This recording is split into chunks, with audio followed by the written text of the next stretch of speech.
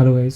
सो इस वीडियो के अंदर हम यूडीपी पोर्ट्स के बारे में पढ़ने वाले हैं। यूडीपी हम आपने पीछे कुछ चैप्टर्स में पढ़ा होगा, तो इसलिए मैं इस वीडियो में ज़्यादा डिटेल में इसको एक्सप्लेन नहीं करूँगा। तो लाइक यूडीपी क्या होता है, तो यूज़र डेटाग्राम प्रोटोकॉल है। ठीक है, ये जो है ये फास्टर होता है टीसीपी से। ठीक है, क्यों फास्टर होता है उसका एक रीज़न है।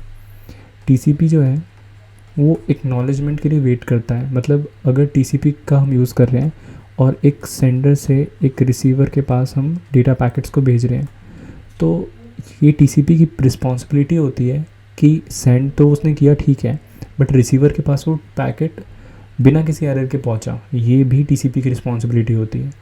तो अगर सपोज़ इसने कुछ डेटा भेजा और रिसीवर ने कहा कि इसमें कुछ डेटा लॉस्ट है, जैसे कि हम चेकसम का यूज़ करते हैं एरर डिटेक्ट के लिए।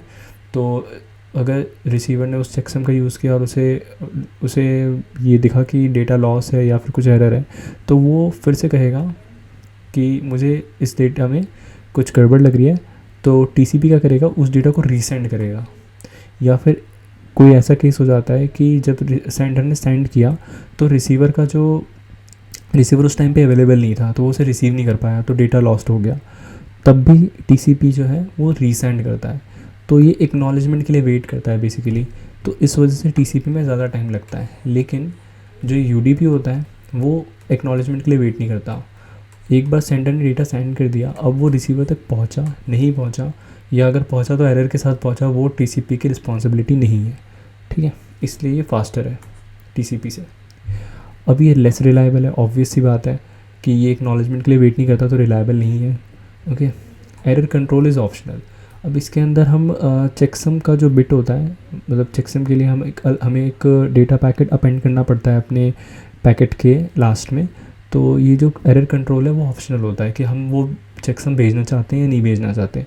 बट टीसीपी में वो ऑप्शनल नहीं होता। ठीक है, और अगर मैं पोर्ट्स की बात करूँ, तो सर्वर और क्लाइंट के बीच में दो वेल नोन पोर्ट होते हैं। सर्वर को पता होता है कि क्लाइंट इसी पोर्ट का यूज़ करके मुझे रिक्वेस्ट भेजेगा, और क्लाइंट को पता होता है कि सर्वर इसी पोर्ट का यूज़ कर मुझे रिस्पॉन्स भेजेगा।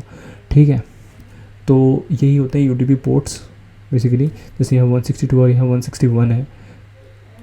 ठीक है, तो ये दो पोर्ट्स बेसिकली रिजर्व्ड होते हैं और वेल नोन होते हैं एक दूसरे के लिए कि हाँ, सामने वाला बंदा मेरे को इसी पोर्ट से कनेक्ट करने की कोशिश करेगा। ठीक है, तो ये था यूडीपी के बारे में थोड़ा बहुत इंट्रोडक्शन टाइप।